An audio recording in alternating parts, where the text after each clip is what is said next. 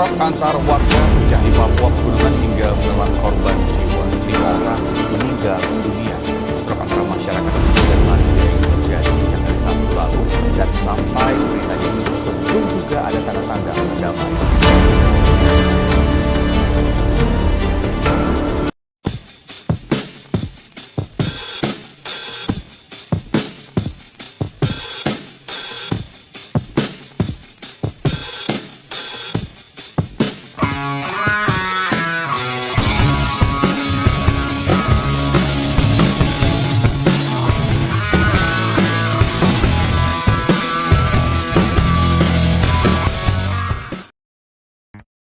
Halo, saya Edu Kurniawan dari kelompok 10.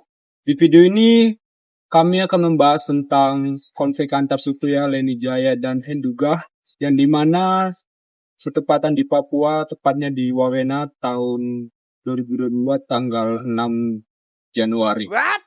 Konflik ini terjadi karena adanya perselingkuhan dan sengketa Maharadat ya, yang dimana memperkeruh keadaan karena solidaritas antar suku itu yang sangat tinggi. Nah, di peristiwa ini menunjukkan bahwa jika budaya dan adat tidak dikelola dengan baik, maka dapat menimbulkan konflik yang sangat hebat. Konflik ini memang dipicu oleh masalah pribadi, tapi sebenarnya masih banyak faktor lain yang memperburuk kondisi. Nah, salah satunya itu pertama adanya sengketa adat. Sistem adat di Papua sangatlah penting, termasuk soal pembayaran mahar. Ketika aturan adat ini dilanggar, bisa dianggap sebagai penghinaan terhadap seluruh suku. Yang kedua itu adanya solidaritas kesukuan. Rasa kebersamaan yang tinggi bisa membuat masalah kecil menjadi bentrokan besar. Yang ketiga itu adanya minuman keras dan mediasi awal yang dapat memperparah sehingga mengakibatkan kerusuhan sosial di Wamena. Dan suku Lani Jaya membawa dampak yang sangat besar bagi masyarakat. Banyak rumah warga yang dibakar, beberapa orang meninggal dunia dan puluhan lainnya luka-luka. Selain kerugian materi, muncul juga rasa trauma dan ketakutan di kalangan warga. Sekolah-sekolah terpaksa ditutup untuk sementara dan aktivitas ekonomi masyarakat lumpuh. Ini menunjukkan bahwa konflik sosial mempengaruhi rasa aman dan rasa kepercayaan antar warga. Setelah pemberontakan mereda, berbagai pihak turun tangan untuk mendamaikan kedua suku.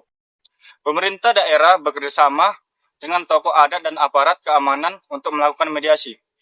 Melalui mekanisme adat, pihak yang dianggap memicu konflik dan dianggap membayar adat dan babi sebagai simbol perdamaian.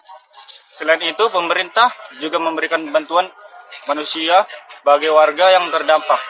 Namun, upaya damai ini tidak cukup tanpa penegakan hukum dan kesadaran bersama bahwa kekerasan bukanlah solusi. Belajar bahwa konflik antar suku bukan hanya soal adat, tapi soal kemanusiaan dan inklusivitas. Sebagai mahasiswa kita bisa belajar bertanggung jawab untuk mendorong pendidikan, perdamaian, dan sikap saling menghargai. Perdamaian di Papua dan di seluruh Indonesia harus dilakukan dengan melalui dialog, etika, dan keadilan sosial.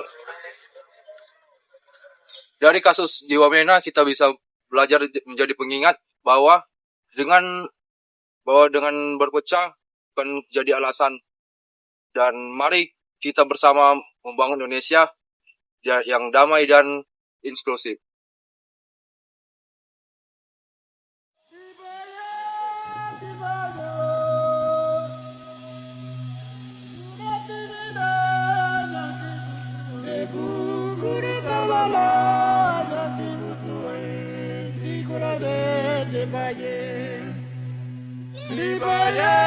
Dibayo, urai kita.